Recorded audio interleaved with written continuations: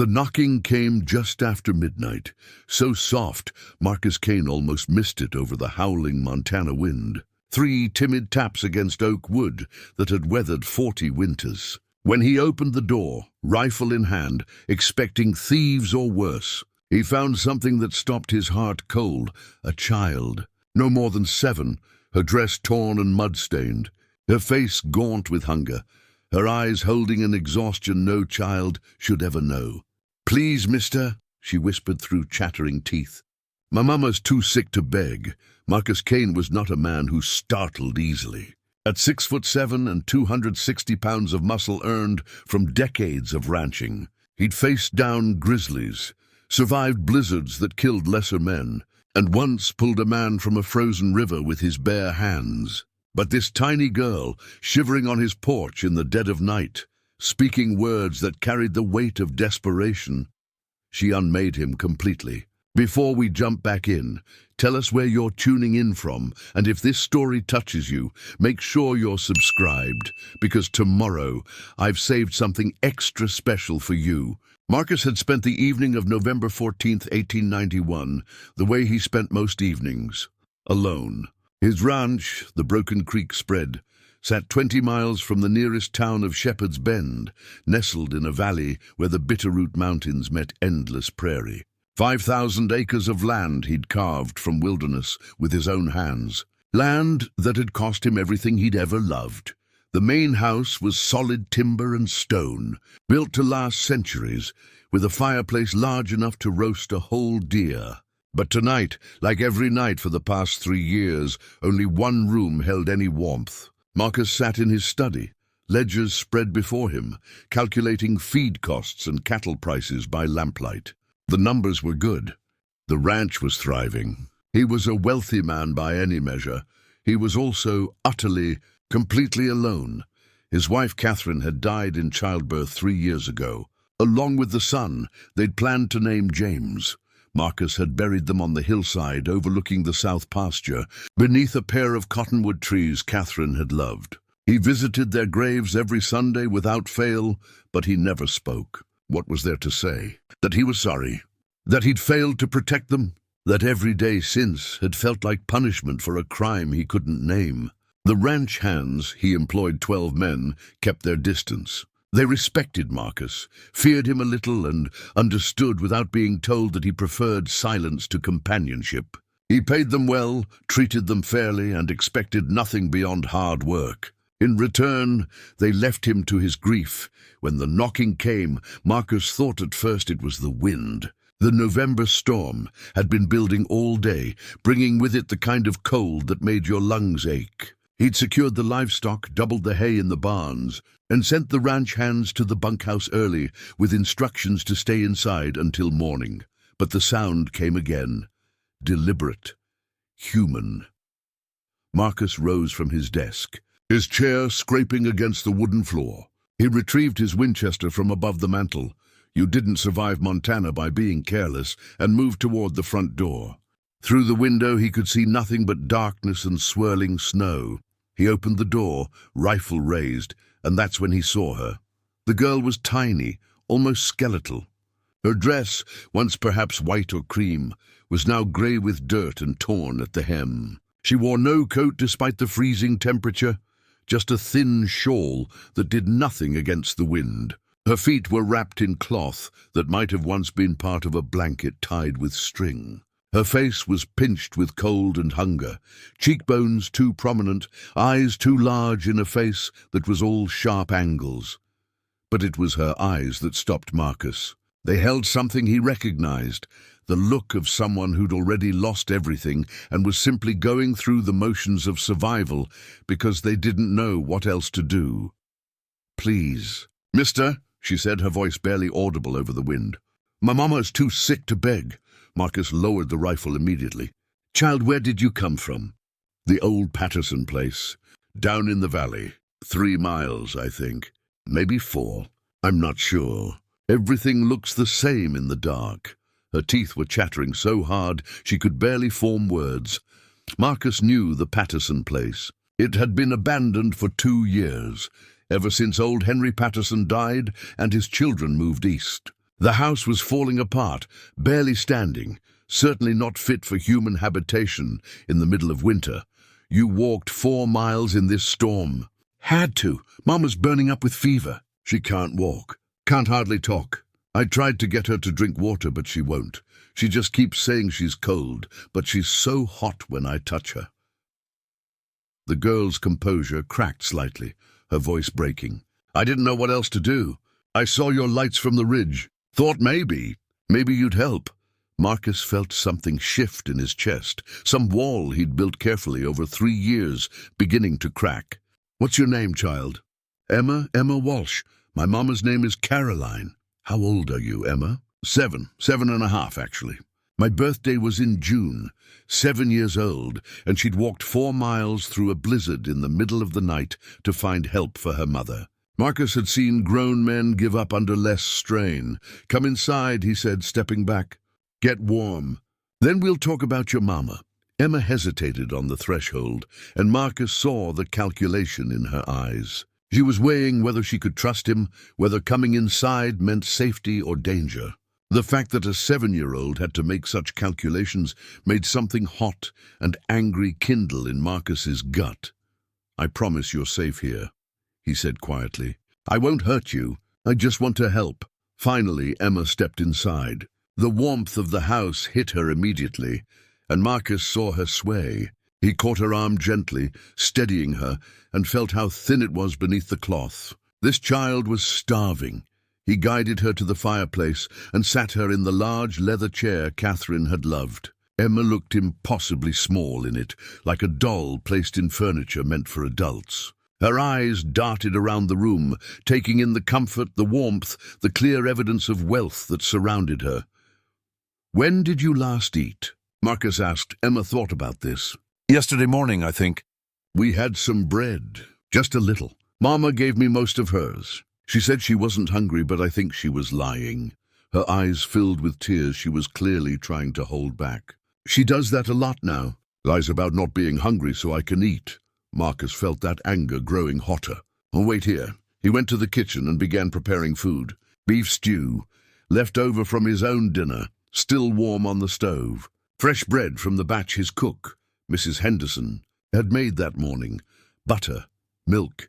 He loaded a tray and brought it back to the study. Emma's eyes widened when she saw the food, but she didn't immediately reach for it. Is this for me? Every bit of it. Eat slowly, though. If you eat too fast after going hungry, it'll make you sick.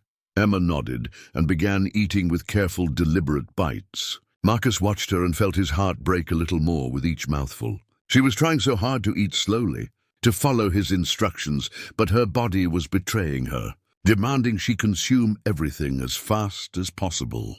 While she ate, Marcus moved to his desk and began pulling on his heavy coat, his warmest gloves, his thickest scarf. He retrieved blankets from the closet, a medical kit he kept stocked, and began loading everything into a canvas pack. What are you doing? Emma asked between bites. Getting ready to go get your mama. You said she has fever? Yes, sir, real bad. She's been sick for 3 days now. Started with a cough, then she got so hot I thought she might catch fire. She keeps saying things that don't make sense. Talks about people who aren't there. Fever, delirium, weakness. Could be influenza. Could be pneumonia. Could be a dozen different things. All of them potentially fatal without proper treatment. And this woman, this Caroline Walsh, was lying in an abandoned shack 3 miles away, probably dying, while her 7-year-old daughter walked through a blizzard to find help. Does your mama have anyone else? Family? Friends? Emma shook her head. It's just us. Always has been just us. Papa died when I was a baby. Mama said he got kicked by a horse and never woke up. We've been moving around since then, working where we can. But Mama got sick in Shepherd's Bend and they made us leave. Said they didn't want disease in the town. That's why we're at the old house. We didn't have anywhere else to go. Made them leave. Those 3 words told Marcus everything he needed to know about how this woman and child had ended up in an abandoned house in the middle of winter, slowly dying while the good people of Shepherd's Bend protected themselves from the inconvenience of poverty and illness. How long have you been at the Patterson place? 2 weeks, maybe. It's hard to keep track. The roof leaks in 3 places. We have to move our bedroll around to stay dry. There's no food. Mama said she'd feel better soon, that she'd find work, but she just kept getting sicker. 2 weeks. This child and her mother had been 3 miles from his ranch for 2 weeks, slowly freezing and starving. While he sat in his comfortable house, drowning in his own grief, completely unaware, Marcus finished packing the supplies and turned to Emma. I need you to do something for me. I need you to stay here, stay warm and rest. Mrs. Henderson, my cook, lives in the cottage out back. I'm going to wake her up, and she's going to come stay with you while I go get your mama. Can you do that? Emma's face crumpled. But what if Mama thinks I left her? What if she's scared? Your mama is going to understand that you did exactly what you needed to do. You were brave and smart and you found help. That's what she'd want. Now I need you to be brave a little longer and wait here where it's safe. Tears were streaming down Emma's face now, but she nodded. You'll bring her back? You promise? Marcus knelt down, so he was eye level with the child. I promise you, Emma Walsh, I will bring your mama home. Even if I have to carry her through this storm on my back, I will bring her here. You have my word. Something in his tone must have convinced her, because Emma nodded and settled back into the chair. Marcus grabbed a blanket and tucked it around her, then headed out into the storm.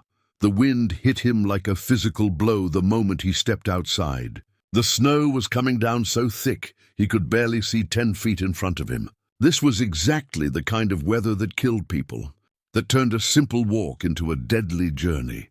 But Marcus Kane had never broken a promise to a child. And he wasn't about to start now.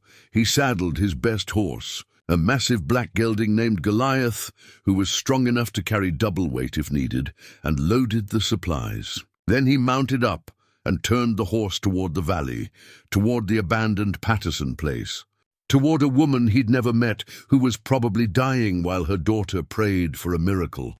The wind screamed around him. The snow stung his face despite the scarf. The temperature was dropping by the minute. Marcus urged Goliath forward into the darkness, and behind him, in the warm house on the hill, a 7-year-old girl named Emma Walsh closed her eyes and whispered a prayer that the giant rancher who'd promised to save her mother would make it back alive. Preparing and narrating this story took us a lot of time. So if you are enjoying it, subscribe to our channel. It means a lot to us. Now back to the story. The journey to the Patterson place took Marcus nearly an hour, though it should have taken half that time. The storm had transformed the familiar landscape into something alien and treacherous. Drifts had piled up against rock formations, obscuring the trail. The wind drove snow horizontally, making it impossible to see more than a few feet ahead. Goliath struggled through belly-deep powder, his powerful legs churning. His breath coming in great clouds that froze instantly in the air.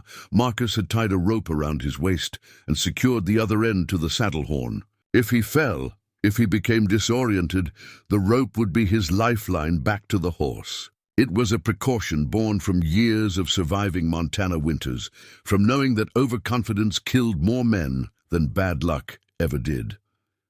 The darkness was absolute. His lantern provided a feeble circle of light that the storm seemed determined to swallow. He navigated by memory and instinct, following the contours of the land he'd ridden hundreds of times, trusting Goliath's senses when his own failed. As he rode, Marcus found his thoughts drifting to Catherine. She would have insisted on coming with him, despite the danger. Would have packed extra blankets, extra medicine, would have probably already been planning how to care for this sick woman and her daughter.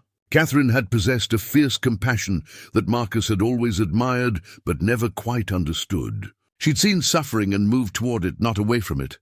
After she died, Marcus had moved away from everything, had built walls around himself so high that nothing could reach him, had convinced himself that isolation was safety, that if he never let anyone close again, he'd never have to experience that particular agony of loss.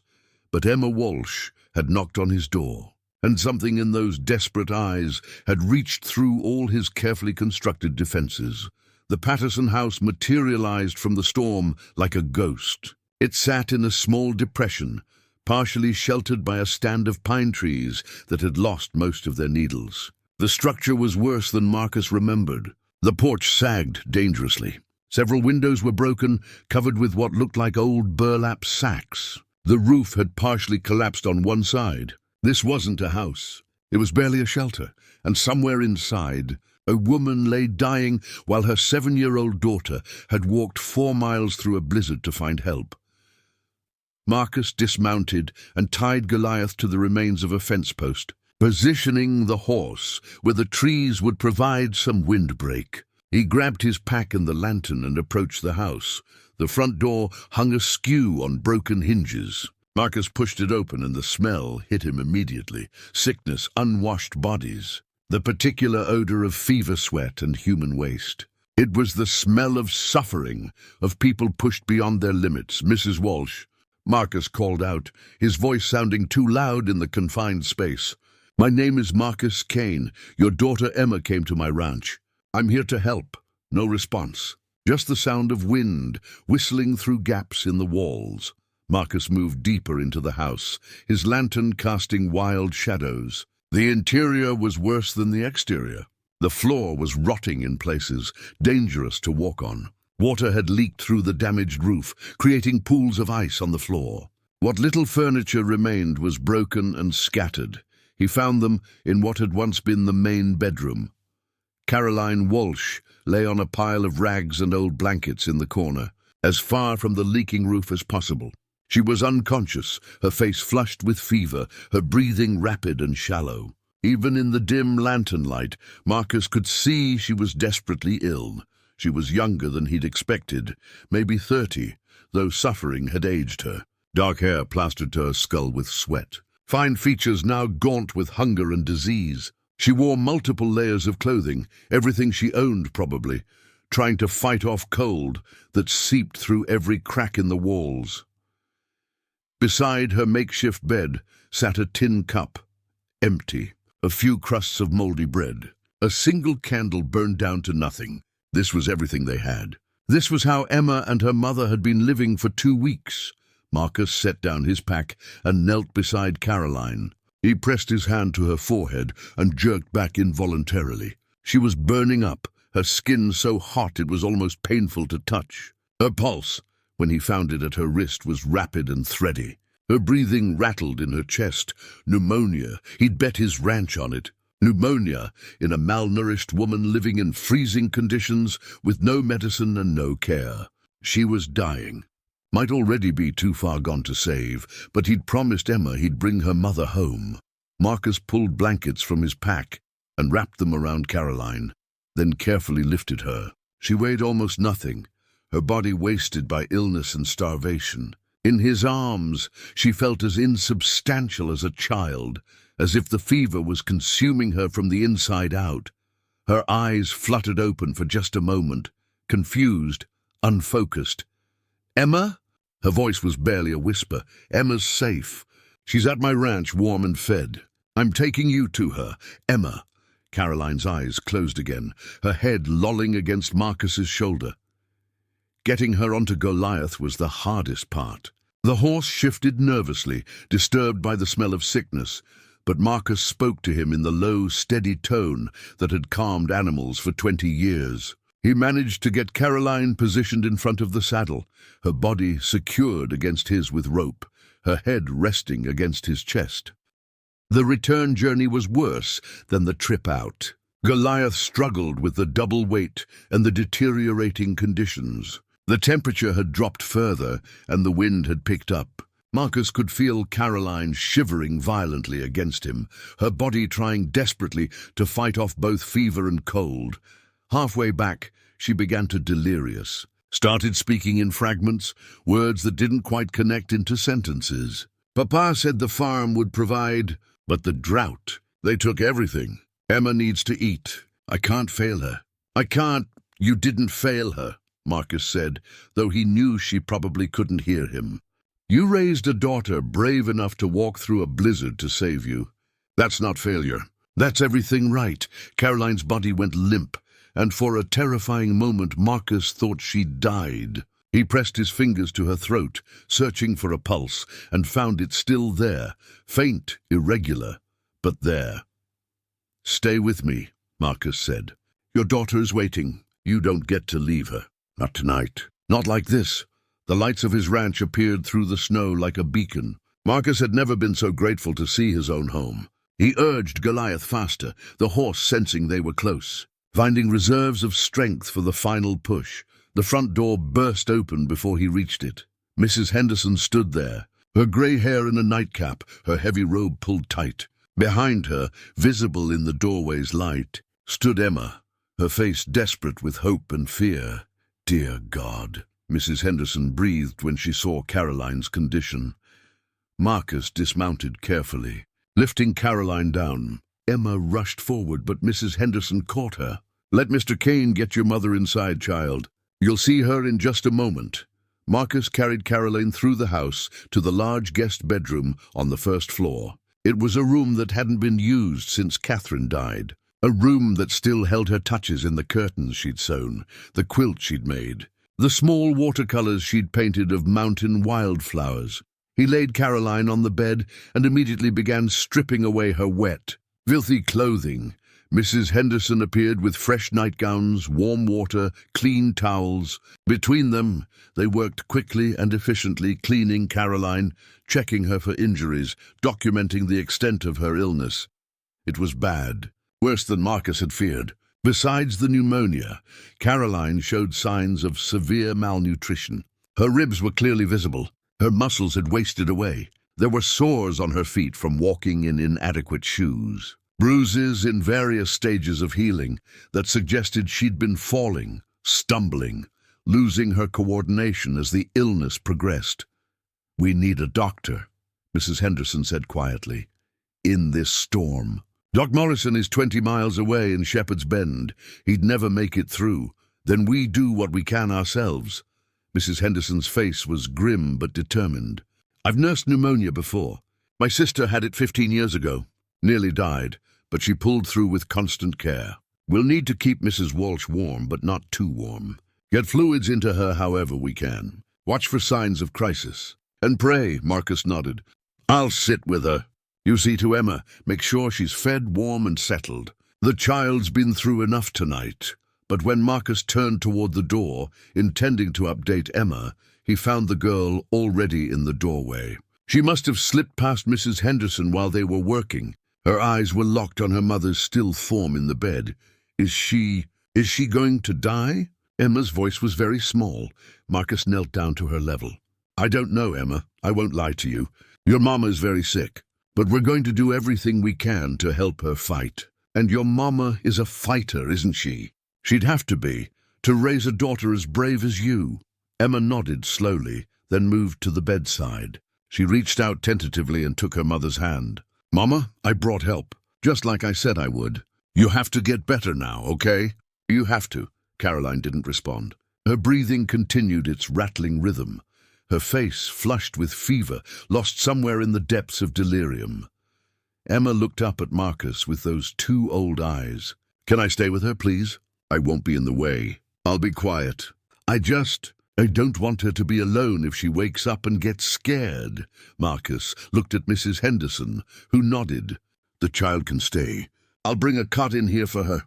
But Emma, you must promise to let us work. If Mr. Kane or I need to tend to your mother, you step back and let us. Agreed?" "Agreed," Emma said solemnly. Over the next hours they settled into a routine. Mrs. Henderson brought the cot and made it up with warm blankets. She prepared broth and showed Marcus how to get small amounts into Caroline's mouth, even though she was unconscious, using a dropper to place liquid between her lips and waiting for her body's automatic swallow reflex. Marcus removed his heavy coat, but kept vigil beside the bed. Every hour he checked Caroline's temperature, her pulse, her breathing.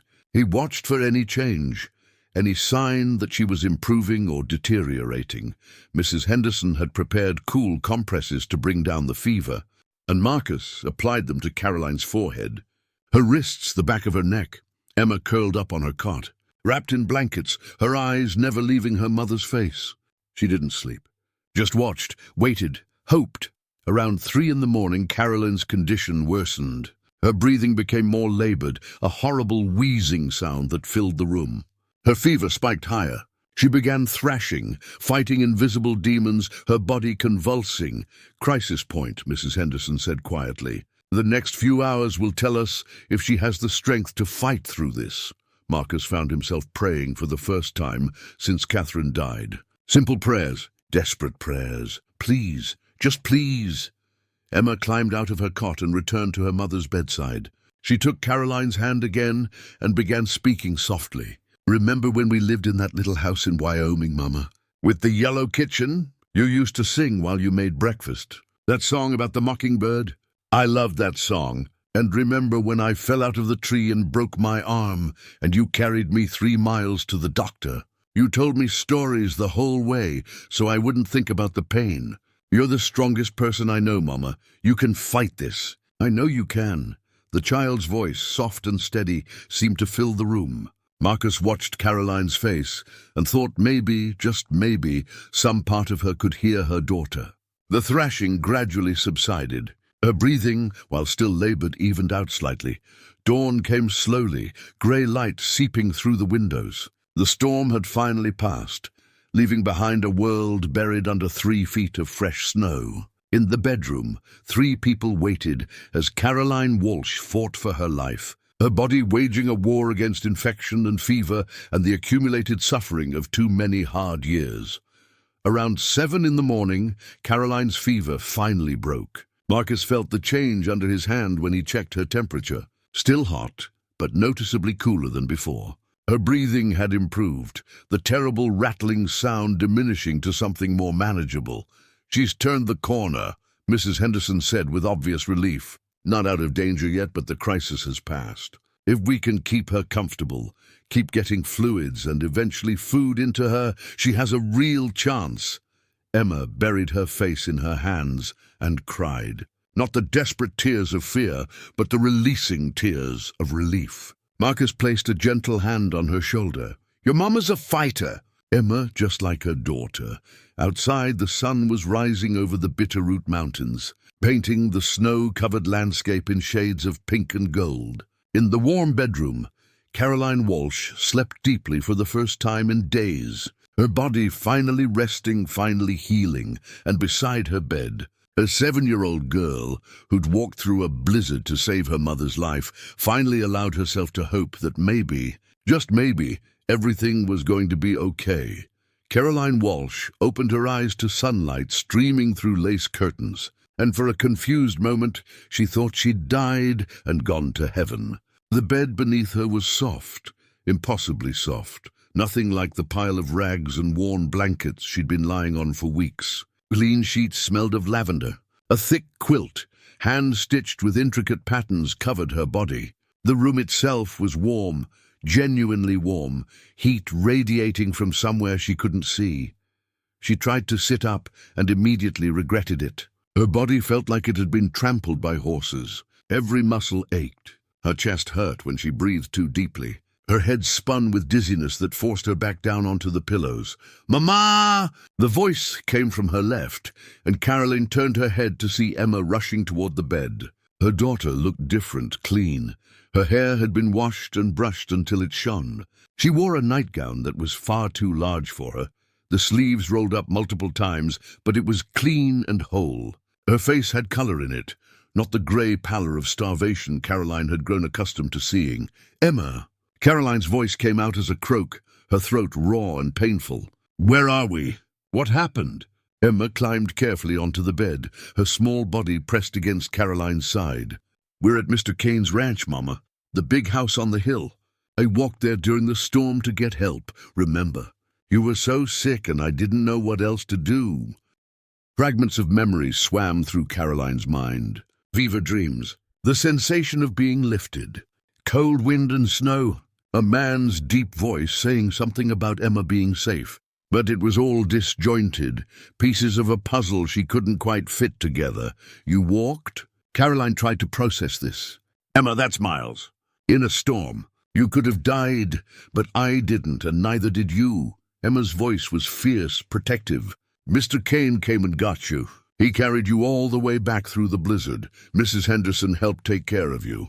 You've been sleeping for 2 whole days, Mama. They said your fever broke, but you needed rest. 2 days. Caroline had lost 2 days. She looked around the room more carefully now, taking in details. The furniture was quality craftsmanship, solid oak that had been lovingly maintained. Paintings hung on the walls, landscapes of mountains and valleys. A bookshelf stood in the corner, filled with leather-bound volumes. This was the room of someone with means, with taste, with a life so far removed from Caroline's existence that it might as well be on another planet. "We can't stay here," Caroline said, panic rising in her chest. "Emma, people like us. We don't belong in places like this. We need to leave before we cause trouble." Mrs. Henderson said, "You're not strong enough to leave yet." Said you need at least a week of rest and proper food before you can even think about traveling. Emma's hand gripped Caroline's tightly. "Please don't make us go back to that awful house, Mama, please." Before Caroline could respond, the bedroom door opened. A woman in her 60s entered, carrying a tray that smelled like heaven. She had steel-grey hair pulled back in a practical bun, sharp eyes that missed nothing, and the capable air of someone who'd spent a lifetime solving problems. "Ah, you're awake," the woman said with satisfaction. "Good. I'm Margaret Henderson, Mr. Kane's cook and housekeeper. I've brought you some broth and tea. Nothing too heavy yet. Your stomach needs to adjust slowly to regular food. Mrs. Henderson, I appreciate everything you've done, but we can't impose on your employer's hospitality. If you could just help me to my feet, my daughter and I will be on our way." Mrs. Henderson set the tray down on the bedside table and fixed Caroline with a look that could have frozen water. "Mrs. Walsh, you weigh approximately 90 pounds. You've just survived pneumonia that nearly killed you, and according to my examination, you haven't had a proper meal in months. If you try to stand right now, you'll collapse before you take 3 steps. And even if you could walk, where exactly would you go? Back to that death trap of a house where I found a rat had been eating what little food you had left." Caroline felt tears burning in her eyes. "We don't have anywhere else, and we can't afford to pay you for your care. I have nothing, less than nothing. Did I ask for payment?" Mrs. Henderson's tone softened slightly. "Mr. Kane brought you here because your daughter asked for help. That's reason enough. Now you're going to drink this broth, all of it, and then you're going to sleep more. Tomorrow, if you're stronger, we'll help you sit up. By the end of the week, maybe you can walk a few steps. That's how recovery works, Mrs. Walsh. Slowly, patiently." Before Caroline could protest further, the door opened again and a man entered. Caroline's breath caught. He was enormous, easily the largest man she'd ever seen, with shoulders that seemed to fill the doorway.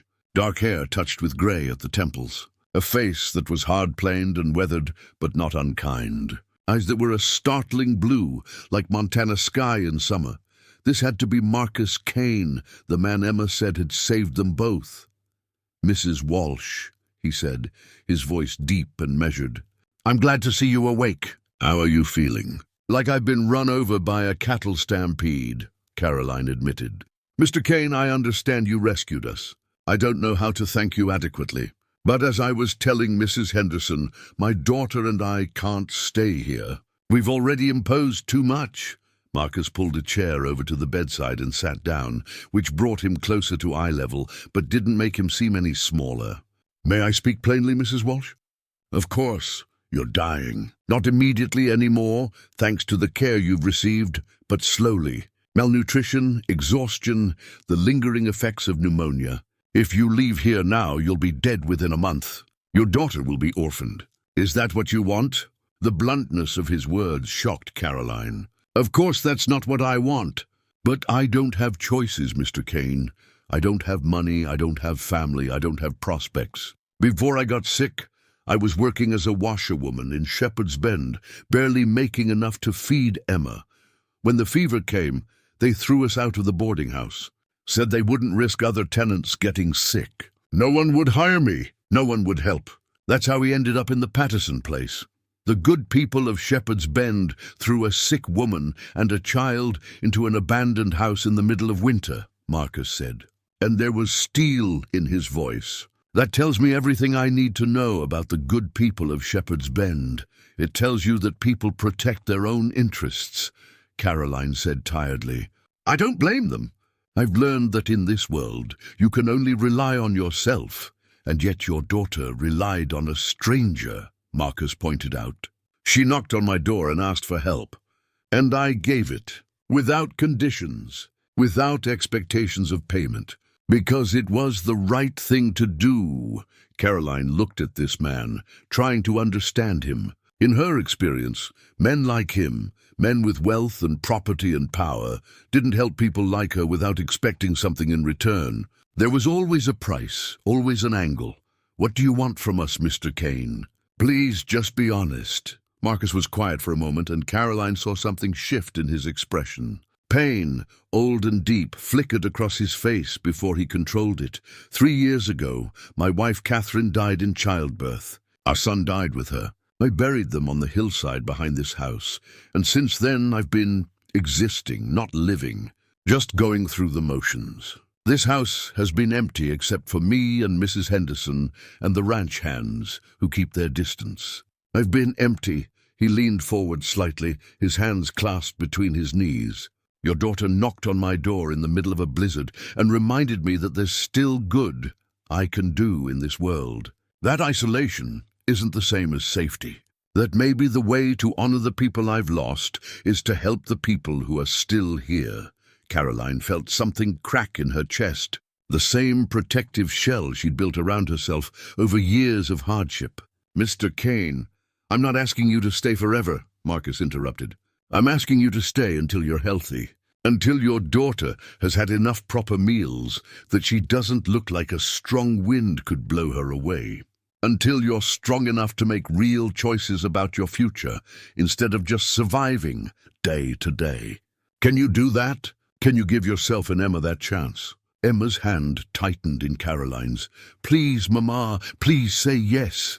Caroline looked at her daughter, saw the hope in her eyes, the desperate plea. Emma had been so brave, so impossibly brave, walking through that storm to find help. How could Caroline reject that help now? How could she let her pride, her fear, condemn them both to returning to that slow death in the Patterson house? "1 week," Caroline said finally. "We'll stay 1 week until I'm strong enough to travel, and then we'll discuss what comes next." 1 week, Marcus agreed, though Caroline saw something in his eyes that suggested he had no intention of letting them leave in just a week. "Now drink your broth before Mrs. Henderson forces it down your throat." Mrs. Henderson sniffed. "I've nursed grown men twice your size, Mrs. Walsh. Don't think I won't do it." Despite everything, despite her exhaustion and fear and confusion, Caroline found herself smiling. She accepted the broth and took a careful sip. It was rich and flavorful, made with real beef and vegetables and seasoning that must have cost more than she'd spent on food in the last month. Her body responded to it immediately, craving more. She drank slowly, following Mrs. Henderson's instructions, while Emma chattered about everything that had happened.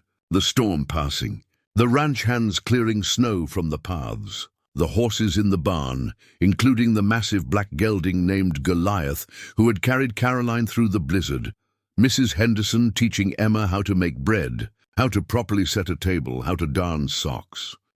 "Mrs. Henderson says I'm a quick learner," Emma said proudly. "She says with practice I could become a proper lady's maid or even a cook myself someday." Caroline felt tears threatening again. When had her daughter last been able to think about the future? When had either of them been able to imagine anything beyond surviving the next day? Marcus stood. "I'll leave you to rest. If you need anything at all, Emma knows where to find me or Mrs. Henderson. Don't hesitate to ask. Mr. Kane?" Caroline called as he reached the door. "Thank you. For Emma. For me. For giving us this chance. I don't have words adequate enough to express what it means." Marcus turned back, and Caroline saw that pain again in his eyes, that deep grief he carried. "My wife Catherine used to say that kindness doesn't need adequate words. It just needs to be given and received. So you're welcome, Mrs. Walsh, and please call me Marcus." After he left, Caroline finished the broth and settled back into the pillows. Emma curled up beside her, careful not to jostle her too much, and Caroline wrapped her arm around her daughter. For the first time in longer than she could remember, they were warm, fed, and safe. "Emma," Caroline whispered. "Yes, Mama."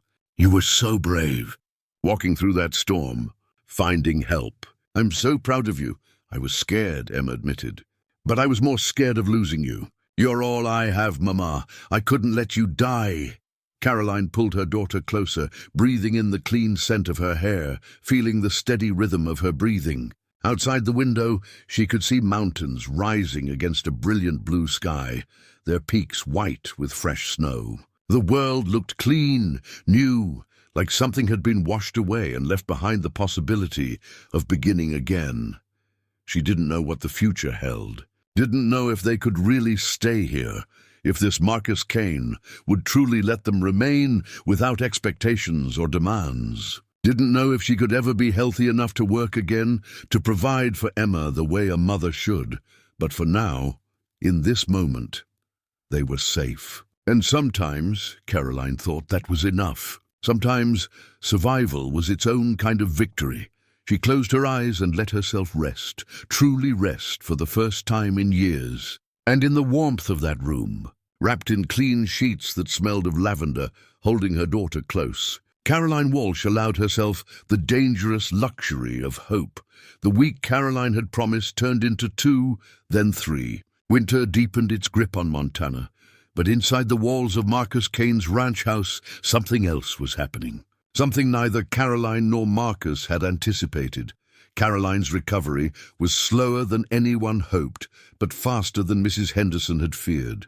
By the end of the 2nd week, she could sit up without dizziness. By the 3rd, she could walk from the bed to the chair by the window, though the journey left her breathless and shaking. Her body was relearning how to be healthy, how to process regular food, how to rebuild muscle that had wasted away during months of starvation. Mrs. Henderson managed Caroline's care with the precision of a military general. 3 meals a day, plus mid-morning and afternoon snacks. Roth graduated to soft foods, then to regular meals. Caroline protested the amount of food, uncomfortable with consuming so much when she had nothing to offer in return. But Mrs. Henderson was immovable. "You're eating for 2 people. Mrs. Walsh, the person you are now and the person you need to become. Your body has a lot of rebuilding to do, and that requires fuel. Now eat your eggs before they get cold." Emma thrived in ways that broke Caroline's heart, even as it filled her with joy. The child had been carrying so much weight, so much responsibility for someone so young. Here, for the first time in her life, Emma got to simply be a child. She followed Mrs. Henderson around the kitchen, learning to bake bread and make pie crust and properly season a roast. She helped the ranch hands feed the chickens and collect eggs. She spent hours in the barn with the horses, talking to them in her soft voice, brushing their coats until they gleamed. Marcus kept a respectful distance from Caroline during those first weeks. But he was a constant presence for Emma. Caroline would watch from her window as the giant rancher taught her daughter how to properly saddle a horse, how to read weather signs in the clouds, how to identify animal tracks in the snow. He was patient with Emma in a way that suggested practice, and Caroline remembered he'd lost a child, a son who would have been close to Emma's age now. One afternoon in the 4th week, Caroline made it all the way down the stairs by herself. It was a victory that left her trembling and exhausted, but she'd done it. Mrs. Henderson found her sitting at the kitchen table, tears streaming down her face. "Mrs. Walsh, are you in pain? Should I fetch Marcus?" "No," Caroline managed. I walked downstairs by myself. Do you understand how long it's been since I could do something that simple without help?" Mrs. Henderson sat down across from her, her weathered face softening. "I do understand, and I'm proud of you. You fought hard to get here. I've had help, so much help. From you, from Marcus, from everyone here. I don't know how I'll ever repay it. There's that word again, repay." Mrs. Henderson shook her head. "Mrs. Walsh, may I speak plainly?" "Everyone here seems to do that," Caroline said with a small smile. "I'm getting used to it. Good. Then hear this. You've been beaten down by life for so long that you've forgotten how to accept genuine kindness. You keep looking for the catch, for the price, for what's going to be demanded of you. But Marcus isn't that kind of man. He helps because he can, because it's right, because his late wife Catherine taught him that's what people with means should do. Caroline wiped her eyes. I'm not used to people like that. In my experience, everything has a cost, I know. But you're going to have to learn to trust again, Caroline. May I call you Caroline? Please do. And you're Margaret? I am. Mrs. Henderson stood and moved to the stove, where something was simmering. Now, since you made it downstairs, you can help me with dinner preparation. Nothing too strenuous, just some vegetable chopping. Your hands work fine, and sitting at a table is less tiring than standing. So Caroline found herself helping prepare dinner, a task so normal, so ordinary, that it felt almost surreal. She chopped carrots and potatoes, while Mrs. Henderson worked on the roast, and they talked. Really talked, the way Caroline hadn't talked to another adult in years. Margaret had been with Marcus for 15 years, had come west after her husband died, looking for a fresh start. She'd been Catherine Kane's friend before becoming the household manager. She spoke about Catherine with obvious affection, about a woman who'd been determined to make the ranch not just a business, but a home. She wanted children, Margaret said quietly. Wanted this house filled with laughter and noise. She and Marcus tried for years before she finally conceived. They were so happy. And then she trailed off, the ending obvious. He must have loved her very much, Caroline said softly. He did. Still does in his way. But grief had turned him inward. Before you and Emma arrived, this house felt like a mausoleum. Marcus was just existing here, going through motions, waiting for nothing in particular.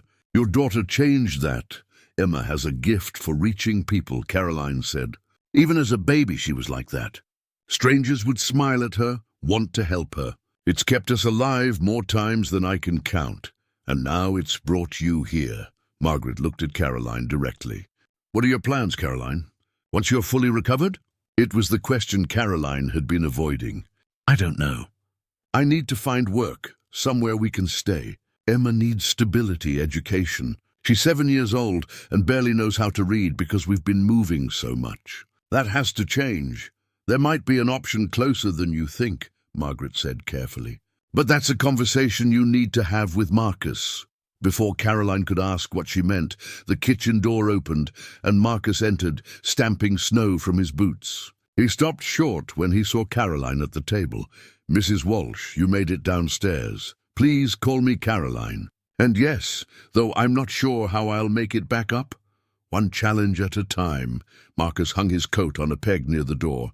Emma's in the barn with Jack, one of my ranch hands. He's teaching her how to braid a horse's mane. She's very focused on getting it exactly right. Caroline smiled. She's always been like that. Once she sets her mind to learning something, she won't stop until she masters it. Marcus pulled out a chair and sat down at the table. And Caroline noticed Margaret slip quietly out of the kitchen, giving them privacy.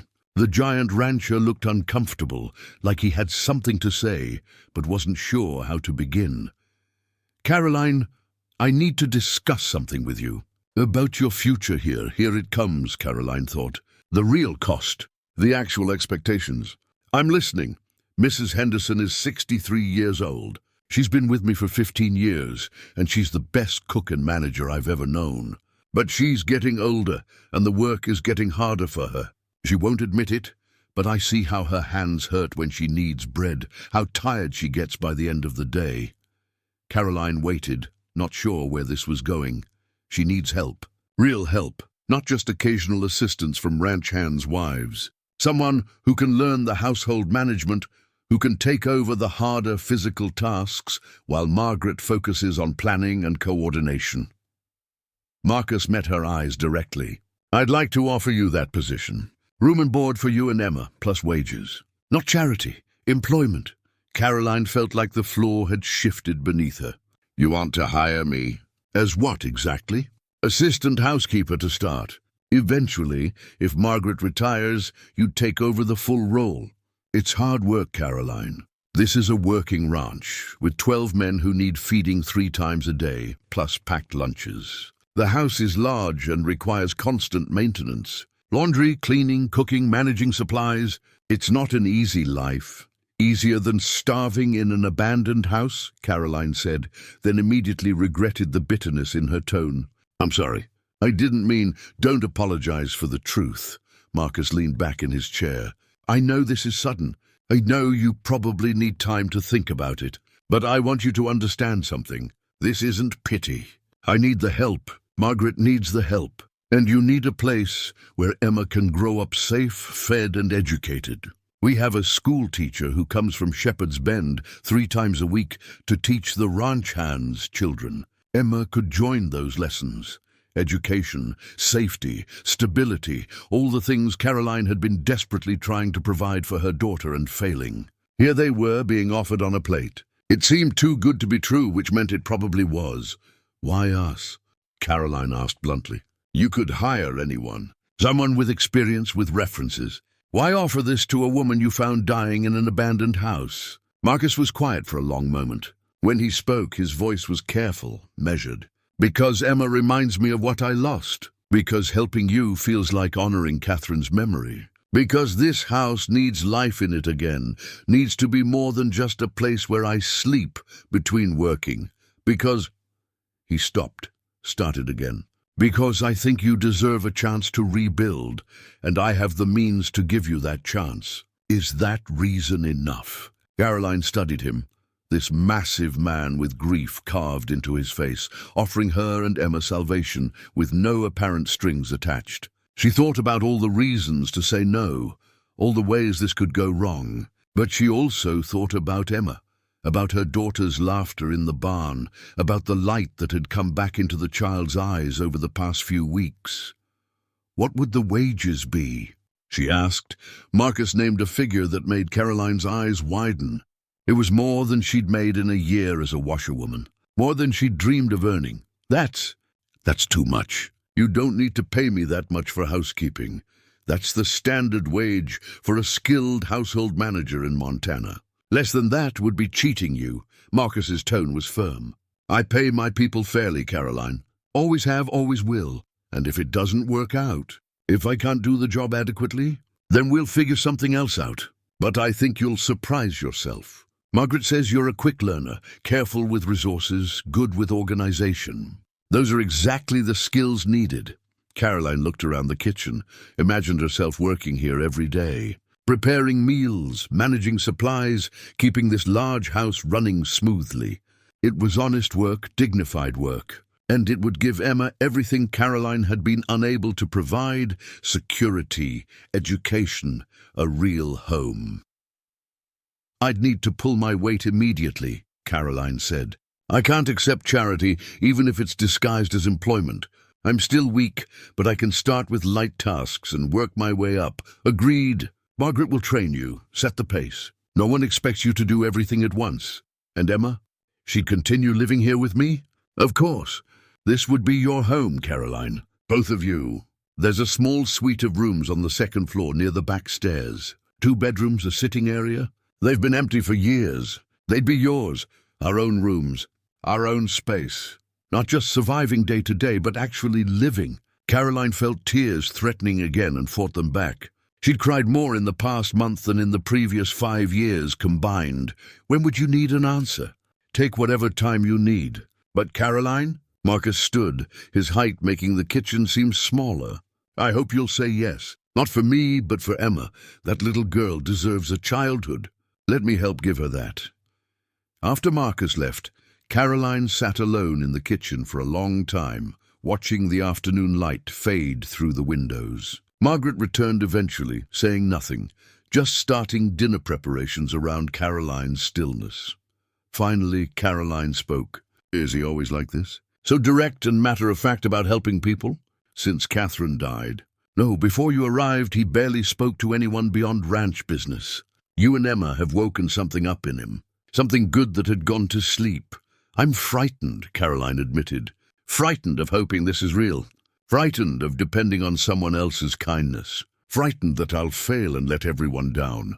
Margaret set down her knife and came to sit beside Caroline. Fear is reasonable. Fear means you understand the stakes. But don't let fear keep you from accepting something good when it's offered. Not everyone gets second chances, Caroline. When they come, you have to be brave enough to take them. That evening, after Emma was asleep in the cot that had become permanent in Caroline's room, Caroline stood at the window looking out over the snow-covered ranch. Lanterns glowed in the bunkhouse where the ranch hands lived. Smoke drifted from the barn, where someone was probably checking on the animals one last time before bed. The mountains rose dark against a star-filled sky, no longer menacing but somehow protective. A knock at the door interrupted her thoughts. "Come in," Caroline called. Marcus entered, and in the lamplight, Caroline noticed details she'd missed before. The way he moved carefully, as if always aware of his size in relation to everything around him. The calluses on his hands from years of physical labor. The lines around his eyes that spoke of squinting into sun and wind and distance. "I don't want to disturb you," Marcus said. "I just wanted to say that whatever you decide, you and Emma are welcome to stay until you're fully recovered and have a solid plan. No pressure, no timeline. Marcus, can I ask you something personal?" He nodded. "Are you doing this to replace what you lost? Your wife, your son? Are Emma and I filling some void for you?" Marcus considered the question seriously, which Caroline appreciated. "Partly," he admitted, "but not in the way you might think. I'm not trying to replace Catherine and James. Nothing could. But you're right that this house has been empty. That I've been empty. Having you and Emma here has reminded me that I'm still alive, still capable of connection and purpose. Is that selfish? Maybe. But it doesn't make the offer less genuine. I want to say yes," Caroline whispered. "But I'm terrified." "Then say yes anyway. Be terrified while you're safe and fed and giving your daughter a real chance. That's better than being terrified while you're starving in an abandoned house." Caroline laughed despite herself. "You have a way of cutting through nonsense, don't you? Catherine said it was one of my few virtues." A small smile crossed Marcus's face, the first Caroline had seen. "She also said I was stubborn as a mule and about as romantic as fence post, but she loved me anyway. She sounds like she was a wise woman, the wisest I ever knew." Caroline took a deep breath. "All right, yes, I'll take the position. Assistant housekeeper. But I'm going to work hard, Marcus. I'm going to prove I'm worth what you're paying me. I have no doubt." Marcus extended his hand and Caroline shook it. His hand engulfed hers completely, but his grip was gentle. "Welcome to Broken Creek Ranch, Caroline Walsh. I think you're going to like it here." After he left, Caroline returned to the window. The mountains stood eternal under the stars, bearing witness to a woman who'd been given a second chance and found the courage to take it. In the cot nearby, Emma slept peacefully, unaware that her mother had just secured their future. Tomorrow, Caroline would tell her daughter they were staying, that this place, this ranch, this unlikely sanctuary would be their home. For tonight, Caroline simply stood at the window and let herself feel something she'd thought was lost forever. Hope for the future and gratitude for the present. The transformation had begun, and in the warmth of that room, watching snow fall gently over the Montana landscape, Caroline Walsh allowed herself to believe that maybe, just maybe, everything was going to be all right. Spring arrived tentatively in Montana, as if unsure of its welcome. Ice began to retreat from the creek beds. The snowpack, which had buried the landscape for months, started its slow melt. Green appeared in patches where the sun hit strongest. The ranch came alive with the work of a new season, and Caroline Walsh found herself part of that awakening. She'd been working alongside Margaret for 2 months now, learning the rhythms of managing a household that fed and housed 15 people. The work was demanding in ways Caroline hadn't anticipated. Not physically difficult, though there was plenty of that, but mentally exhausting. Every meal required planning days in advance. Supplies had to be inventoried constantly. The needs of 12 ranch hands, plus Marcus, Margaret, Emma, and herself, had to be balanced against budget, availability, and the unpredictable weather that could delay supply wagons for weeks. Margaret was a patient but exacting teacher. She showed Caroline how to plan weekly menus that provided variety while using ingredients efficiently, how to manage the massive kitchen garden that would feed them through summer and fall, how to preserve food for winter, smoking meat and canning vegetables, and making enough pickles and preserves to last months. How to read Marcus's moods, knowing when he needed space and when he needed company, though he'd never ask for either. Men like Marcus carry their grief quietly, Margaret explained one morning while they kneaded bread dough. They don't know how to ask for help, don't know how to admit they're lonely.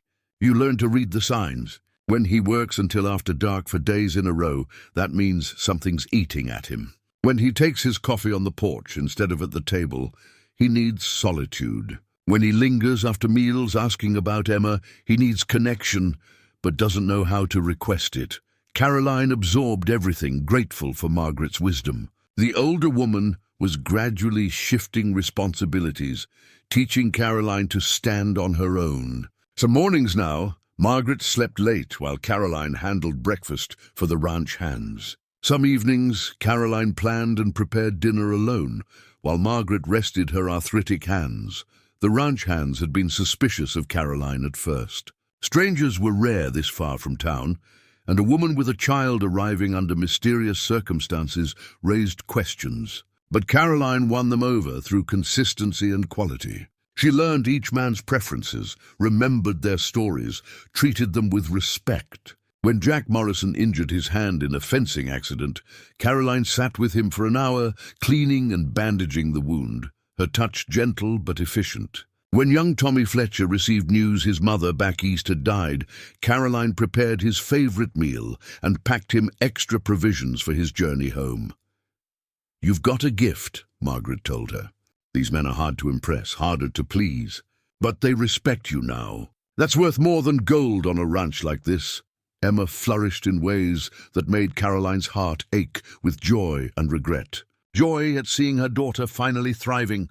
Regret for all the years when Caroline couldn't provide this kind of life. The child had gained weight, her face filling out, her arms and legs losing that stick-thin fragility. Her hair grew longer, thick and dark like Caroline's own, and she wore it in braids that Margaret taught her to plait herself. The schoolteacher, Miss Sarah Brennan, came on Mondays, Wednesdays, and Fridays to teach the ranch hands' children. There were 5 students total. Emma, 2 boys aged 8 and 10, whose father worked the cattle, and 2 girls aged 6 and 9, whose father managed the horses.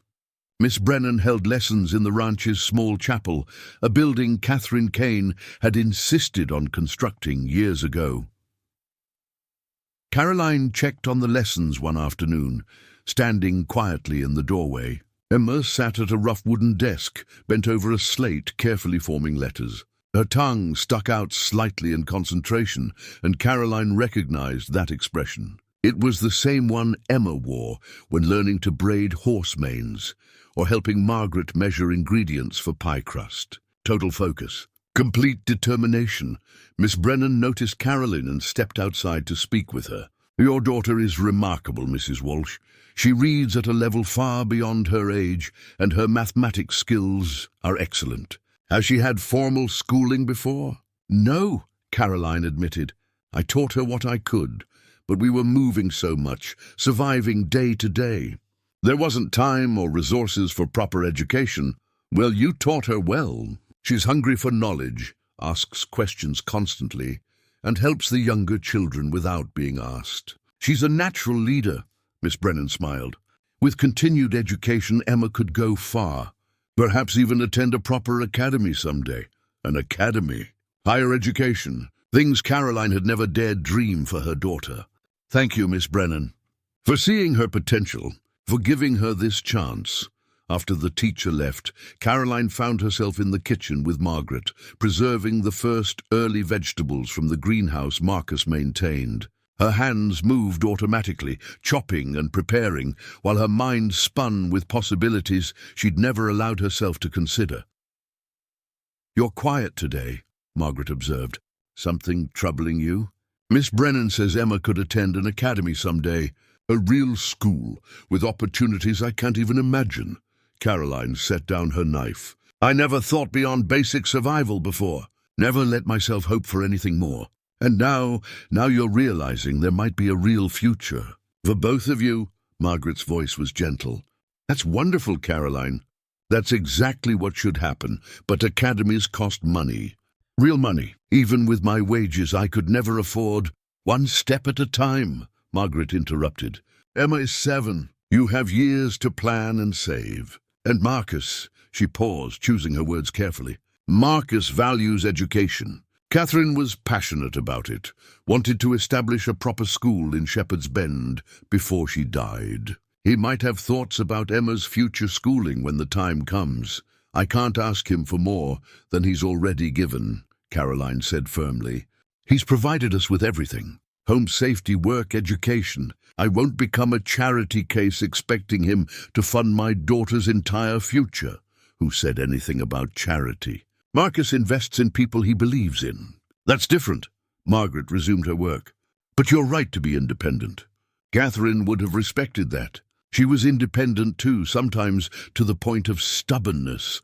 Over the following weeks, Caroline settled deeper into the rhythm of ranch life. She learned to predict weather by watching how the horses behaved in the pasture, learned which supplies ran out fastest and needed extra inventory, learned how to manage conflicts between ranch hands, how to stretch a food budget without sacrificing quality, how to keep a household running smoothly even when unexpected challenges arose.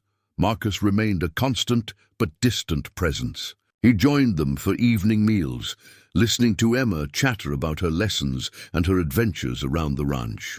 He asked Caroline about household needs, approved purchases, trusted her judgment on increasingly complex decisions. But there was a wall around him, a careful distance he maintained. Caroline understood it, even appreciated it. He was being proper, respecting her position as an employee, avoiding any suggestion of impropriety. A single man and a widowed woman living under the same roof required careful management of appearances, especially in a place as small and gossip-prone as rural Montana. But sometimes, Caroline caught him watching her with an expression she couldn't quite read. Not romantic exactly, more like surprise, as if she'd done something unexpected. She'd be singing while she worked, or laughing at something Emma said, or efficiently directing ranch hands who needed supplies. And she'd look up to find Marcus studying her with that look of quiet wonder. One evening in late March, after dinner had been cleared and Emma had gone to bed, Caroline found Marcus on the front porch. He stood at the railing, looking out over the ranch as sunset painted the mountains in shades of orange and purple. Spring runoff had swollen the creeks, and the sound of rushing water carried on the evening air. Mr. Kane. Caroline stepped outside, pulling her shawl tighter against the cool air. I wanted to discuss the supply order for next month. Marcus, he corrected gently. You've been here 3 months, Caroline. I think we can dispense with formalities. Marcus, then. Caroline moved to stand beside him at the railing, careful to maintain a respectful distance. The flour supplier is raising prices. I've been comparing costs with other providers, and I think we should consider switching. I've prepared a comparison. She handed him a paper covered in her neat handwriting, figures and calculations laid out clearly. Marcus studied the document, and Caroline saw approval in his expression. This is excellent work, thorough. You're thinking like a manager, not just a cook. Go ahead and make the switch. I also wanted to ask about the chicken coop. It needs repairs before we can add more birds, and I think we should expand. We're going through eggs faster than the current flock can produce, especially with the ranch hands doing heavy spring work. More chickens would save money long term. How much would the expansion cost? Caroline named a figure she'd carefully calculated, but it would pay for itself within 6 months through reduced egg purchases, and we could sell the surplus in Shepherd's Bend for additional income. Marcus turned to look at her fully, and Caroline felt the weight of his attention. You're thinking about the ranch's profitability. That's beyond your role as assistant housekeeper. Caroline felt heat rise in her face. I'm sorry. I overstepped. It's just that I see opportunities for efficiency, and I thought, don't apologize. Marcus's voice was firm. This is exactly what I hoped would happen when I hired you. You're not just following orders, you're thinking strategically. Catherine used to do the same thing. She saw the ranch as a whole system, not just separate parts. The mention of his wife hung in the air between them. Caroline had noticed that Marcus rarely spoke about Catherine directly, though her presence was everywhere in the house. In the curtains she'd sewn, the garden she'd planted, the chapel she'd insisted on building, the values she'd instilled in how the ranch operated. She must have been remarkable, Caroline said quietly. She was. Marcus looked back out at the sunset. She saw potential in things, in people, believed that with proper care and attention, anything could thrive. She'd have liked you, I think, would have appreciated your competence and your fierce protectiveness of Emma. I wish I could have known her. She died in the bedroom you recovered in, Marcus said. That's why it had been empty for 3 years.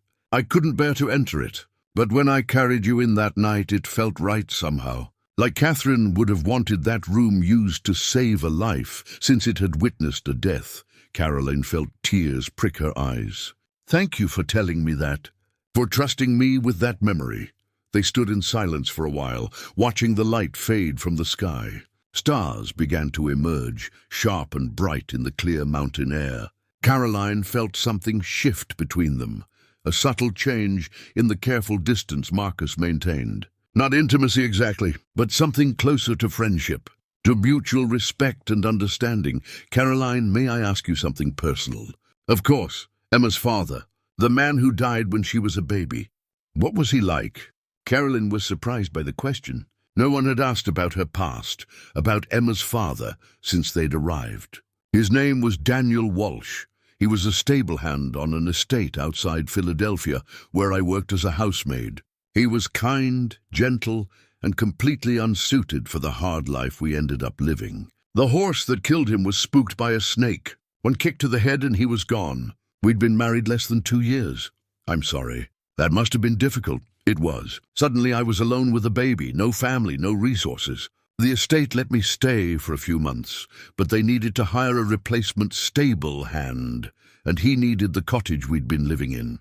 So Emma and I started moving, working where we could, staying ahead of poverty by inches. Caroline pulled her shawl tighter. I thought I was doing everything right, you know. Working hard, being frugal, keeping Emma safe. But it was never enough. We just kept falling further behind until we ended up in that house, dying slowly. If Emma hadn't been brave enough to find you, but she did. And you're here now, both of you safe and thriving because of you. Because you opened your door to a desperate child in the middle of a blizzard. Marcus shook his head. I opened a door. But you did the hard work of recovery, of learning, of building a new life. That's all you, Caroline. Don't diminish your own strength. Inside the house, a lamp flickered in the window of Emma's room. Through the glass, Caroline could see her daughter reading in bed, her small face serious in concentration. Miss Brennan had loaned Emma books, and the child devoured them, reading by lamplight until Caroline insisted she sleep. She's going to do great things. Your daughter, Marcus said, following Caroline's gaze. I can feel it. She has that quality Catherine had. That determination to make the world better, not just to survive in it. I hope so. I hope she has opportunities I never did. Choices. A real future. She will. We'll make sure of it. We. Caroline noticed the word. The assumption of shared responsibility for Emma's future. It should have worried her, should have triggered her defensive independence. Instead, it felt like relief. Like she wasn't carrying everything alone anymore. Like someone else saw Emma's potential and wanted to help nurture it. They stood together on the porch as full darkness fell. Two people who'd been broken by loss, finding something like peace in the quiet evening. The mountains stood eternal around them, and somewhere in the valley, spring was winning its slow battle against winter. Inside the house, Margaret was banking the kitchen fire for the night. In the bunkhouse, ranch hands were playing cards and telling stories. In the barn, horses shifted in their stalls, content and fed. And in her small room upstairs, Emma Walsh read by lamplight, her mind expanding with every page, her future unfolding in ways her mother had never dared to dream. The settling was complete. Caroline and Emma had found their place on Broken Creek Ranch. What came next remained to be seen, but for the first time in years, Caroline was brave enough to look forward rather than just surviving day to day, and standing beside Marcus Kane on that spring evening, watching stars emerge over the mountains, Caroline allowed herself to believe that maybe, just maybe, the hard times were finally behind them. Summer arrived with a vengeance, bringing scorching days that turned the prairie golden and made the work of the ranch even more demanding. Caroline had fully assumed her role as head housekeeper by June, with Margaret gratefully stepping into an advisory position. The older woman still supervised and offered guidance, but the daily operations now fell to Caroline, and she managed them with increasing confidence. But with success came complications. Caroline hadn't anticipated. The trouble started on a sweltering Tuesday in late June, when a wagon arrived from Shepherd's, bent carrying more than just supplies. 3 women descended from it, dressed in their Sunday best, despite the dust of the road. Caroline recognized the type immediately.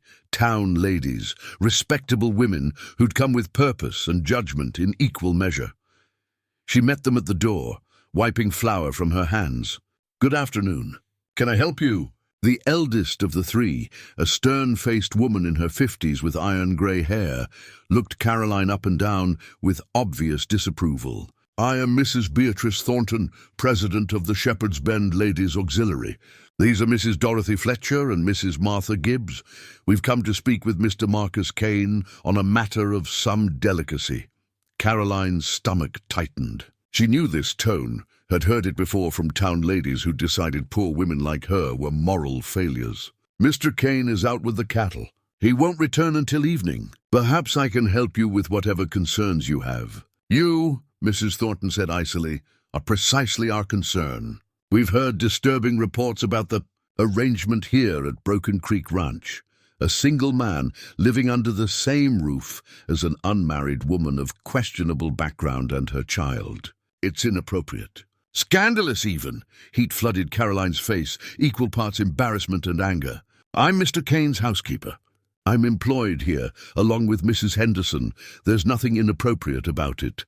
Mrs. Henderson is an elderly widow beyond reproach," Mrs. Fletcher interjected. She was younger, perhaps 40, with a pinched mouth that suggested chronic dissatisfaction. "But you, Mrs. Walsh, arrived here under mysterious circumstances. No references, no history, just a convenient story about being found dying in an abandoned house." "That story happens to be true," Caroline said, her voice tight with controlled fury. "Be that as it may," Mrs. Thornton continued, "appearances matter. The reputation of a prominent rancher like Mr. Kane matters. We've come to suggest that you seek employment elsewhere, perhaps in town, where proper supervision can be maintained. We know of several families who need domestic help." Caroline understood immediately what was being offered. A different kind of servitude, working for these judgmental women who would watch her every move, pay her half what Marcus did, and hold her past over her head forever. They wanted to control her, to put her in her proper place. "I have employment," Caroline said firmly. "Employment I'm good at, where I'm respected and fairly compensated. I've no intention of leaving." Mrs. Gibbs, who'd been silent until now, spoke up. She was the youngest of the 3, maybe 35, with kind eyes that seemed uncomfortable with her companion's harshness. "Mrs. Walsh, please understand. We're not trying to be cruel, but there's a child to consider. Your daughter's reputation will suffer if tongues wag about improper situations. We're thinking of Emma's future that landed like a punch to Caroline's gut. Emma, always Emma. Everything Caroline did, every choice she made, came back to protecting her daughter. And these women knew it, were using it as a weapon. Emma is thriving here," Caroline said, fighting to keep her voice steady. "She's healthy, well-fed, receiving an education. She's happy. I won't uproot her based on the gossip of people who refused to help us when we were dying." Mrs. Thornton's eyes narrowed. "So you admit you're the woman who was found in the old Patterson place? The one who brought disease into town and had to be removed for public safety? I had pneumonia, not plague." And I was removed because people like you would rather let a woman and child freeze to death than risk the inconvenience of offering help. How dare you? Mrs. Thornton began. But she was interrupted by Margaret's arrival from the kitchen. Ladies, Margaret said, her tone pleasant but steely. I couldn't help but overhear. Perhaps you'd like to continue this conversation with me, as I'm the senior household manager and have been with Mr. Kane for 15 years. I can address any concerns about propriety. The three women shifted uncomfortably. Margaret's reputation was unassailable, and her presence complicated their narrative of scandal. Mrs. Henderson, Mrs. Thornton said, regaining her composure. Surely you must see how this looks. A young woman, admittedly attractive, living in close quarters with a wealthy bachelor. People are talking. People always talk, Margaret replied calmly. Usually because they have nothing better to do. Mrs. Walsh is my assistant and my friend. She works harder than any woman I've known, manages this household with remarkable skill, and raises her daughter with care and attention. If people choose to see scandal in honest work and mutual respect, that says more about them than about us. The Ladies' Auxiliary has significant influence in Shepherd's Bend, Mrs. Fletcher said, her tone carrying a threat. We control access to many opportunities. Church membership, social invitations, business recommendations. It would be unfortunate if Mr. Kane found himself excluded from respectable society due to poor judgment in his domestic arrangements. So there it was, the real threat, not just to Caroline but to Marcus. They would damage his reputation, hurt his business relationships, make him a social pariah unless he bent to their will. I think, Margaret said quietly, that you've said quite enough. Mr. Kane is a grown man who makes his own decisions about his household and his business. He doesn't answer to the Ladies' Auxiliary or anyone else. Now I suggest you return to town before the heat of the day makes travel unpleasant. The women departed in a cloud of indignation, but Caroline knew the damage was done. They'd plant their seeds of scandal throughout Shepherd's Bend. By week's end, everyone would be talking about Marcus Kane and his inappropriate housekeeper. After they left, Caroline sank into a chair, her hands shaking. They're going to destroy everything. Marcus's reputation, his business relationships, all because he was kind enough to help us. They're going to try, Margaret corrected. But Marcus is stronger than they think, and you're underestimating your own value here. Margaret, maybe I should leave. Find work in another town, somewhere no one knows our history. I can't let Marcus suffer because of me. You'll do no such thing. Margaret's voice was sharp. Running away solves nothing. Catherine faced down women like that 12 times. You know what she did. She held her head high, did her work excellently, and eventually earned respect through competence and character. You can do the same, but Caroline wasn't so sure. That evening, when Marcus returned from the range, she met him at the barn to warn him about the visitors before the ranch hands could spread gossip. The Ladies' Auxiliary came today, Caroline said without preamble. They threaten to damage your reputation if you don't dismiss me. They think our living arrangement is scandalous. Marcus was unsaddling Goliath, his movements methodical. He didn't stop working as he listened to Caroline's explanation. When she finished, he was quiet for a long moment. And what do you want to do? He finally asked. I don't want you to suffer because you helped us. If my leaving would prevent that, I asked what you want, Caroline. Not what you think you should sacrifice. Caroline felt tears threatening. I want to stay. I love this work, this place. Emma is happy here, learning and growing. But I can't be selfish if it means destroying everything you've built. Marcus finished with Goliath and turned to face her fully. In the dim light of the barn, his face was hard to read, but his voice was clear and firm. When Catherine was alive, those same women came here, told her that a lady of her standing shouldn't be teaching ranch hands' children to read, shouldn't be inviting those people into her home for lessons, said it was inappropriate, that she was overstepping her place. He leaned against the stall door. You know what Catherine did? She invited them to leave and never come back. Then she expanded the school program and started teaching adult literacy classes too. But your wife had social standing. You're my employee doing excellent work. That's all that matters. I don't care what the ladies' auxiliary thinks. I don't care what Shepherd's Bend gossips about. I care about running my ranch well, treating my people fairly, and honoring Catherine's memory by helping those who need it. His eyes met hers directly. You're staying, Caroline. Unless you want to leave for your own reasons, you're staying. But your business relationships are with cattle buyers and feed suppliers and railroad managers, none of whom give a damn about social gossip from small-town biddies. My business is solid, Caroline. A few women with too much time and too little sense can't change that. Caroline wanted to believe him, but worry gnawed at her. What about Emma? They said her reputation would suffer, that people would talk. People will always talk about something. Better they talk about honest work and second chances than whatever scandal they'd invent if we gave them real ammunition by acting like we've done something wrong. Marcus pushed away from the stall door. Hold your head up, Caroline. You've earned your place here. Don't let anyone make you feel otherwise.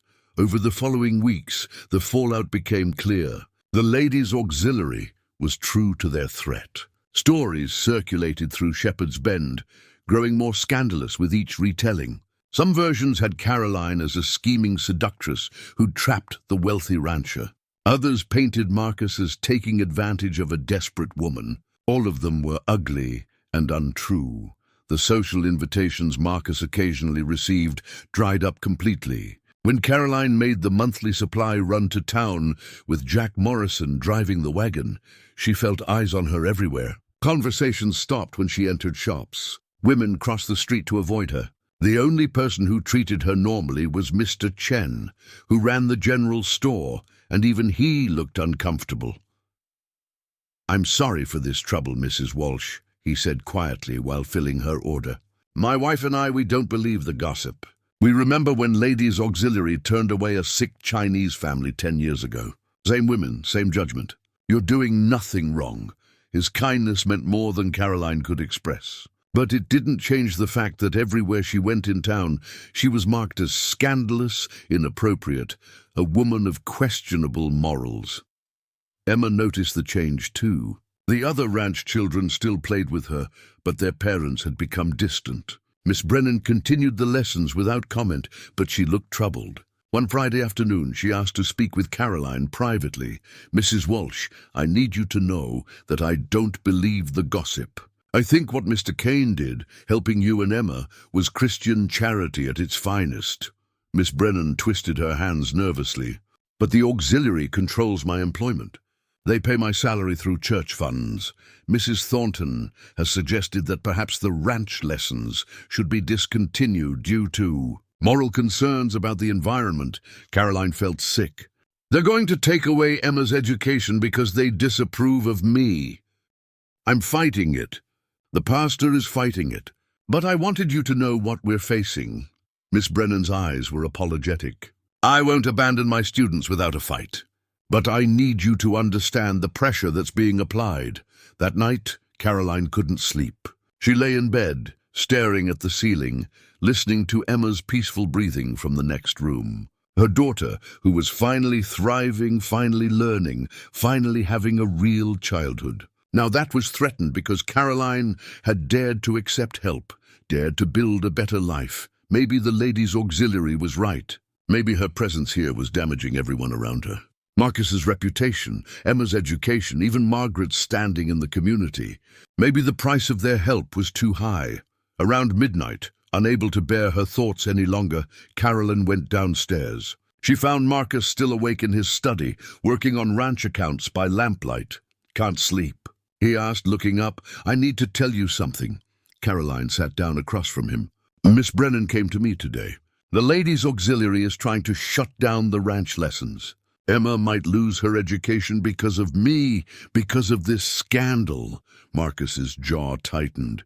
They're using a child as a weapon. That's low even for them. Marcus, maybe I should go, at least for a while. Let the gossip die down. Emma and I could go to Denver, find work there. Once people forget about us, once your reputation is repaired, no, the word was flat, final. We're not rewarding bullies by giving them what they want. We're not teaching Emma that she should run when people are cruel. We're standing our ground, but her education, I'll hire Miss Brennan privately. Pay her salary directly, outside church funding. Let the auxiliary try to stop that. Marcus leaned forward. Caroline, listen to me. These women have power because we give it to them. Because we agree to be controlled by social pressure and fear of gossip. But we can choose differently. We can decide that doing right matters more than appearance. That's what Catherine would have done. That's what we're going to do. Caroline looked at this man who'd saved her life, given her work, defended her reputation, and was now willing to stand against an entire town's judgment. She thought about Catherine, the woman who'd faced down the ladies' auxiliary before, and won through sheer determination to do good regardless of social cost. Are you sure? Caroline whispered. Are you really sure I'm worth all this trouble? Marcus's expression softened. You're not just worth it, Caroline. You're proving something important, that second chances matter, that people can rebuild from nothing, that kindness and hard work triumph over pettiness and cruelty. If we back down now, what does that teach Emma? What does it teach everyone watching?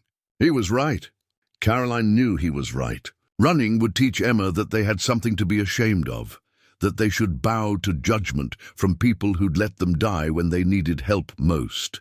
Then we stay, Caroline said, her voice stronger. And we show them that we have nothing to hide and nothing to apologize for. We stay, Marcus agreed. And tomorrow, I'm riding into town to have a conversation with Mrs. Thornton and her auxiliary. It's time they understood that Broken Creek Ranch doesn't bend to bullies. Outside, the summer night was warm, full of cricket song and the distant howl of coyotes. Inside the ranch house, two people made a choice to stand their ground, to fight for what was right rather than what was easy. The challenge had been issued. Now came the response, and neither Caroline Walsh nor Marcus Kane had any intention of backing down. Marcus Kane rode into Shepherd's Bend the next morning with a purpose that made even Goliath seem to sense the tension. The town was modest, a collection of wooden buildings along a single main street, with the church standing at one end like a self-righteous sentinel. The ladies' auxiliary held their weekly meetings in the church basement, and Marcus knew exactly where to find them. He tied Goliath to the hitching post outside and entered through the side door that led directly to the basement. The stairs creaked under his weight, announcing his arrival. When he reached the bottom, conversation stopped abruptly. 12 women sat around a long table, teacups and papers spread before them. Mrs. Thornton presided at the head, her face registering shock and then indignation at the intrusion. The church basement was their territory, a space where men rarely ventured unless specifically invited. Mr. Kane, Mrs. Thornton said, recovering her composure. This is highly irregular. Our meetings are private. Then you'll forgive the interruption, Marcus said, his voice carrying the quiet authority of a man used to being heard. But I've come to address the gossip you've been spreading about my household, and I prefer to do it directly rather than through intermediaries. We spread no gossip, Mrs. Thornton replied primly. We merely expressed legitimate concerns about improper situations. As Christian women, it's our duty to uphold moral standards in our community. Your duty, Marcus said, moving further into the room, his size making the space seem smaller, is to practice the charity and compassion your religion supposedly teaches. Instead, you've chosen to persecute a woman and child who've done nothing wrong except accept help when they were dying. Mrs. Fletcher stood up, her face flushed. Mr. Kane, you must understand how it looks. A single man, a young woman living under the same roof without proper chaperonage. Mrs. Henderson has been in my household for 15 years. If she's not proper chaperonage, I don't know who would be. Marcus kept his tone level, but there was steel underneath. Mrs. Walsh is my employee. She works harder than any person I've employed, manages my household with exceptional skill, and raises her daughter with more dedication than many of the respectable parents in this town who send their children to work in mines and factories. That's hardly the same thing, Mrs. Thornton interjected. Those are economic necessities. What we're discussing is moral propriety. You want to discuss morality? Marcus's voice grew harder. Let's discuss how your auxiliary turned away a sick woman and child, forcing them to take shelter in an abandoned house where they nearly died. Let's discuss how not one person in this town offered help to a mother struggling to feed her daughter. Let's discuss Christian charity, Mrs. Thornton, and how you seem to have forgotten what it means. The room fell silent. Several women looked uncomfortable, including Mrs. Gibbs, who'd been the kindest during their visit to the ranch. But Mrs. Thornton held her ground. We have limited resources, Mr. Kane. We cannot help every unfortunate person who passes through our town. We must protect our own community first. Caroline Walsh wasn't passing through. She was living here, working here, trying to survive here, and your community responded by throwing her away like garbage. Marcus planted his hands on the table, leaning forward. Now you're trying to punish her for accepting help from someone who actually lives Christian values, instead of just talking about them. How dare you lecture us about Christian values? Mrs. Fletcher said, her voice rising. We maintain the moral fabric of this community. We teach Sunday school, organize charity drives, support the church. You organize charity for people you deem deserving, Marcus interrupted. For people who meet your standards of respectability. But Catherine taught me that real charity doesn't come with conditions. You give because people need help, not because they've earned it through proper behavior.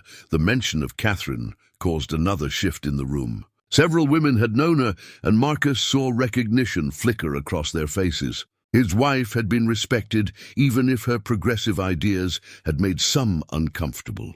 Your late wife was a remarkable woman, Mrs. Gibbs said quietly. But Mr. Kane, surely you can see that appearances matter. Your business relationships, your standing in the territory, these things could be affected by scandal. My business relationships are with people who care about cattle and contracts, not social gossip.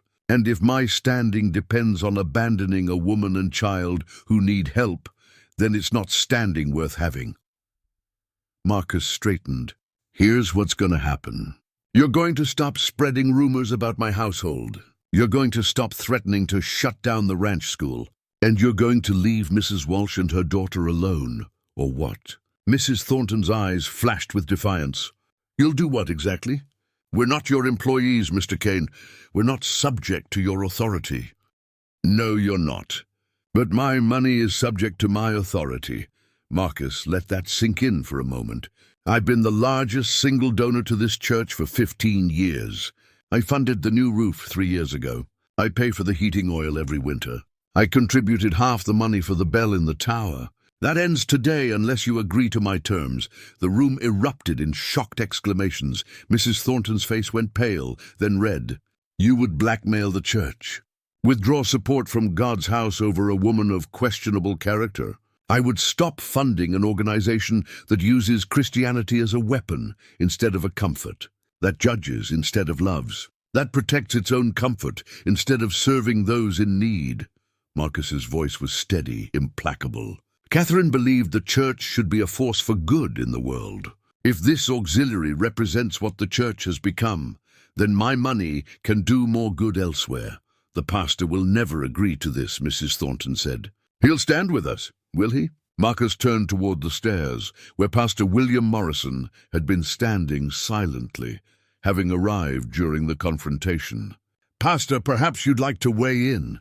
Pastor Morrison was a thin man in his 60s, with kind eyes and a gentle demeanor that had made him popular in Shepherd's Bend. He descended the last few steps and moved into the room. I've been listening, he said quietly, and I'm ashamed of what we've become, what we've allowed this auxiliary to become. He looked at Mrs. Thornton. Beatrice, I've known you for 20 years. You're a good woman in many ways. But Marcus is right. We've forgotten what charity means. We've become judges instead of servants, Pastor Morrison.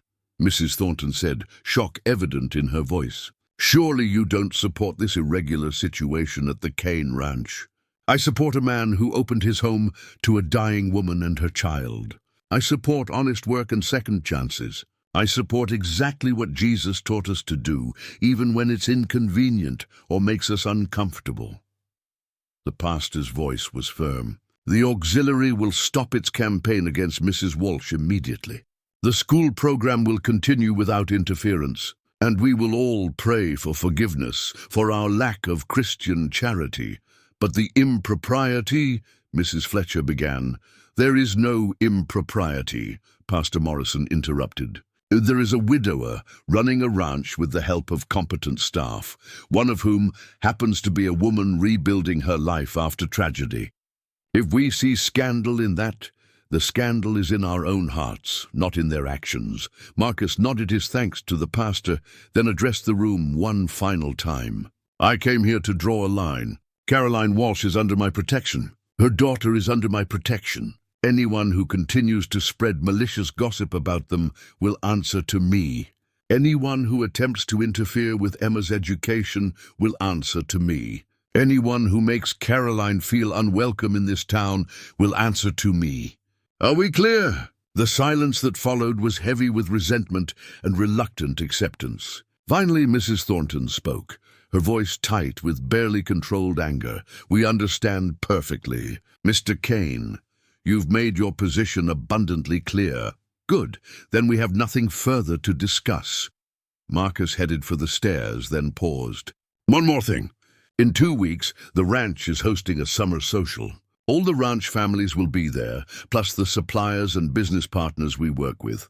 Mrs. Walsh will be there as my head housekeeper, introducing the evening and managing the event. I expect the members of this auxiliary to attend and to treat her with courtesy and respect. Consider it your opportunity to practice actual Christian behavior. He climbed the stairs without waiting for a response, leaving behind a room full of stunned, angry, and in a few cases ashamed women. Outside, Marcus untied Goliath and mounted up. His hands were shaking slightly, reaction to the confrontation settling in. He'd never been good at social manipulation or political maneuvering. Give him a difficult horse or a complicated business deal any day over this kind of interpersonal conflict. But he'd done it. Drawn his line, defended Caroline and Emma publicly and unequivocally. Pastor Morrison emerged from the church as Marcus was preparing to leave. That took courage, Marcus. Your wife would have been proud. Catherine would have handled it better, with more grace and less threatening, perhaps. But you handled it your way, and it was effective. The pastor moved closer, lowering his voice. Can I offer some advice, friend to friend? Of course. Be careful. Not of impropriety, I believe you when you say there is none. But be careful of your own heart. The pastor's eyes were knowing. I see how you look at Mrs. Walsh. I see how she's brought life back into your home, into you. That's wonderful. But grief is tricky. Make sure you're healing genuinely, not just covering old wounds with new attachments. Marcus felt those words hit home. I'm not replacing Catherine. I know. But at some point, you'll need to decide what Caroline Walsh means to you. Employee, friend, something more? And whatever you decide, be honest about it, with her and with yourself. Clarity prevents the very scandal you're fighting against. The pastor's words stayed with Marcus during the ride back to the ranch. What was Caroline to him? When had she stopped being just his employee and become, what? Someone he looked forward to seeing at breakfast? Someone whose opinion he valued on matters beyond household management. Someone who'd made his empty house feel like a home again? He thought about Catherine, about the promise he'd made at her grave, that he'd never forget her, never stop loving her. He hadn't broken that promise. Catherine was still part of him, always would be. But maybe there was room in his heart for something new without diminishing what had come before.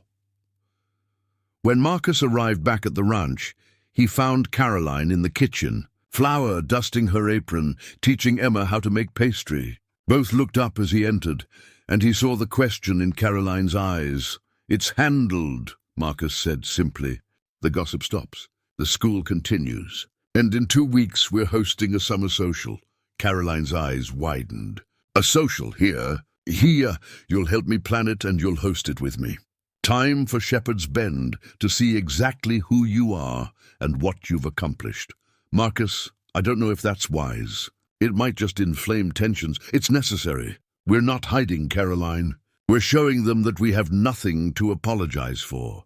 Emma looked between the two adults, sensing something significant had shifted. Does this mean people won't be mean to Mama anymore? Marcus knelt down to Emma's level. Some people might still be mean because some people don't know better. But anyone who's mean will have to answer to me. And I'm pretty big, so most people won't want to do that. Emma giggled, and Marcus saw Caroline's expression soften. She mouthed a silent "thank you" across the kitchen, and Marcus nodded. Outside, the summer sun beat down on the Montana prairie. Inside, preparations began for a social that would either cement Caroline's place in the community or confirm every scandalous rumor the ladies' auxiliary had spread. Either way, Marcus Kane had drawn his line, and neither gossip nor social pressure would make him cross back over it. The confrontation was over. Now came the test of whether standing your ground was enough to change minds and hearts. Marcus had faith it would be. He had to. Because the alternative, letting Caroline and Emma be driven away by prejudice and cruelty, was something he refused to accept. He'd already lost too much in his life. He wasn't about to lose this, too. The night of the summer social arrived, with a spectacular Montana sunset painting the sky in brilliant shades of crimson and gold. Caroline stood at her bedroom window, her hands trembling as she fastened the buttons of the dress Margaret had helped her alter. It was one of Catherine's gowns, a simple but elegant deep blue that brought out Caroline's eyes. Margaret had insisted, saying Catherine would have wanted her clothes to be used rather than gathering dust. "You look beautiful, Mama," Emma said from the doorway. The child wore a new dress Marcus had purchased from the dressmaker in town, white with yellow ribbons that made her look like a living doll. "I look terrified," Caroline corrected, managing a weak smile. "Mr. Kane says brave people are always scared. They just do the thing anyway." Caroline turned from the window and knelt to adjust Emma's ribbons. "When did he tell you that?" "Last week, when I was afraid to ride the big horse. He said being brave doesn't mean you're not scared. It means you're scared, but you do it anyway because it matters." Smart man, Caroline thought. And he was right.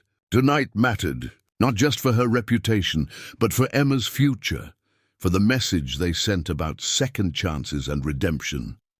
Downstairs, the main rooms had been transformed. Lanterns hung from every available hook, casting warm light across tables laden with food Caroline and Margaret had spent days preparing. The furniture had been pushed back to create space for dancing. The ranch hands had scrubbed themselves until they shone, dressed in their Sunday best. Nervous and excited, Marcus waited at the bottom of the stairs, and when Caroline descended with Emma, his expression stopped her breath. He wore a dark suit that emphasized his broad shoulders, his hair freshly cut, his beard neatly trimmed. But it was the way he looked at her, with pride and something warmer, something that made her heart race, that made Caroline's cheeks flush. "You look lovely," he said simply. "Thank you. You clean up pretty well yourself." Wagons began arriving as the sun completed its descent. Ranch families came first, people Caroline knew and who knew her. They greeted her warmly, complimenting her dress, thanking her for the invitation. Then came the business associates, cattle buyers, and feed suppliers, who shook Marcus's hand and tipped their hats to Caroline with easy respect. Finally came the townspeople. Caroline's stomach clenched as she saw the ladies' auxiliary members descending from their wagons, faces ranging from pinched disapproval to cautious neutrality. Mrs. Thornton looked like she'd rather be anywhere else, but she'd come, and she offered a stiff nod of greeting that Caroline returned with equal formality. Pastor Morrison arrived with his wife, and their warm welcome helped ease some of Caroline's tension.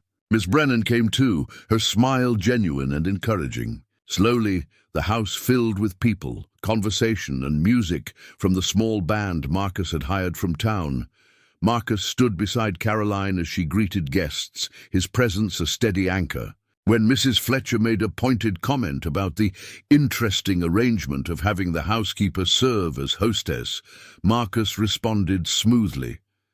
"Mrs. Walsh is head of my household staff. Who better to manage a social gathering? Her organizational skills are exceptional."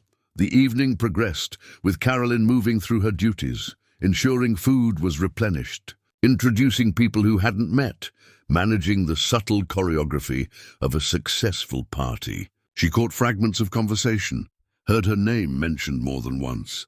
But the tone seemed more curious than condemning. Emma played with the other children, her laughter ringing through the house in a way that made Caroline's heart swell. This was what she'd wanted for her daughter. Acceptance, joy, childhood. As the evening reached its midpoint, Marcus called for attention. The room quieted, all eyes turning toward him as he stood in the center of the main room. "I want to thank everyone for coming tonight. Many of you knew my wife, Catherine. She believed this ranch should be more than just a business. She believed it should be a place of community, of support, of second chances." Marcus's voice carried easily through the room. "5 months ago, a child knocked on my door in the middle of a blizzard and asked for help. That child was Emma Walsh, and she was trying to save her mother's life." Caroline felt every eye in the room turn toward her. Emma pressed against her side, and Caroline wrapped an arm around her daughter. "I helped because it was the right thing to do, because that's what Catherine would have done. What I didn't know then was how much that decision would change this place, change me." Marcus looked directly at Caroline. "Caroline Walsh has become invaluable to this ranch. Her work ethic, her intelligence, her management skills have improved every aspect of household operations. But more than that, she and Emma have brought life back to a house that had been empty for too long." Mrs. Thornton shifted uncomfortably, but she didn't interrupt. "Some of you questioned the propriety of my household arrangements. That's your right. But I want to be clear about something." Marcus's voice grew firmer. "I'm proud to have Caroline Walsh as part of my staff. I'm grateful for her contributions. And anyone who has a problem with that is welcome to leave now and not return." The silence that followed was absolute. No one moved. Finally, Pastor Morrison began to clap, slow and steady. His wife joined him, then Miss Brennan, then the ranch hands. Within moments, the entire room was applauding, and Caroline felt tears streaming down her face. Mrs. Thornton didn't clap, but she didn't leave either. And when her eyes met Caroline's across the room, there was something that might have been grudging respect. The rest of the evening passed in a blur. People approached Caroline with kind words, with apologies for believing gossip, with genuine interest in getting to know her. Emma danced with the other children, her joy infectious. And Marcus stayed close, not hovering but present, making sure everyone understood that Caroline had his full support. As midnight approached and guests began departing, Mrs. Gibbs pulled Caroline aside. "I owe you an apology, Mrs. Walsh. I let fear of social judgment override my Christian duty to be kind." "I'm sorry." "Thank you," Caroline said, genuinely moved. "That means more than you know." When the last guest had left and the house was finally quiet, Caroline found Marcus on the porch, looking out over the ranch. She joined him, exhausted but triumphant. "You didn't have to do that. The speech, the public declaration of support." "Yes, I did. You deserved it." "Emma deserved it." Marcus turned to face her. "Caroline, I need to tell you something. These past months, having you and Emma here, it's changed everything. I'm not the same man who opened his door to a frightened child in a blizzard. I'm better, happier, more alive." Caroline's heart hammered in her chest. "Marcus, I'm not asking for anything," he said quickly. "I'm not expecting anything to change. I just needed you to know that you matter, not just as an employee, but as someone I care about, someone I trust, someone who's become essential to my life." Caroline looked up at this giant of a man who'd saved her life, given her work, defended her honor, and somehow, without either of them planning it, had become the center of her world. "You matter to me too," she said softly. "More than I thought possible. More than might be wise. They stood together on the porch as summer stars emerged overhead, two people who'd been broken by loss, finding something like healing in each other's presence. Nothing had been resolved, not really. They still had decisions to make, futures to figure out. But for tonight it was enough to stand together, to have survived the challenge, to have proven that sometimes doing the right thing was its own reward. Inside, Emma slept peacefully in her bed, safe and loved.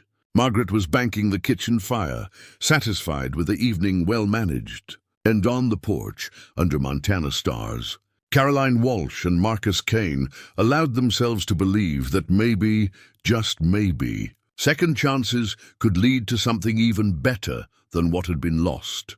The story that had begun with a desperate knock on a door in a blizzard had transformed into something neither could have predicted. Not an ending, but a beginning. Not perfect, but real. And in the warmth of that summer night, that was more than enough. Up next, you've got two more standout stories right on your screen. If this one hit the mark, you won't want to pass these up. Just click and check them out. And don't forget to like, subscribe, and turn on the notification bell so you don't miss any upload from us.